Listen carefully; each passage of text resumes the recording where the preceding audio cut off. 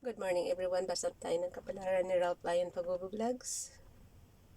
October 12, 2021, pang Sagittarius lang to ha, kapwa ko Sagittarius, kopya lang. Mars sextile Mercury, people in sales or the communication fields will enjoy success now, o success daw.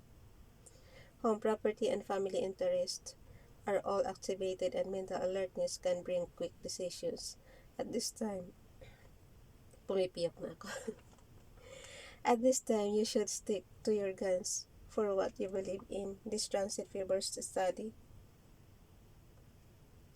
writing and research of any kind. Far away dreams can occur now, and this can also be favorable time for debates.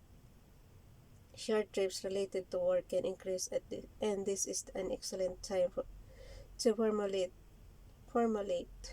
business contracts and agreements for success. This is a good time to do investigative work because you may uncover something very important. An enthusiastic attitude wins every time when dealing with others, and last-minute invitations to sporting events can arrive.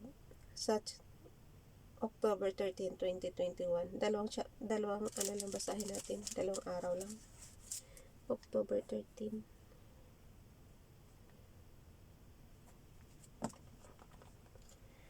October 13, 2021, Sun 6000. If other aspects point to it, this is a good day to put $1 on your favorite lotto number. Tataya tayo. May may COVID-19 pa, wala pa tayong tatayaan. October 13, 2021, Sun 6000. If other aspects point to it, this is a good day to put $1 on your favorite lotto number or other diversion of your choice. This transit characterizes harmony in social endeavors, romantic encounters, self-expression, energy, and vitality. Hinto na tayo, ha?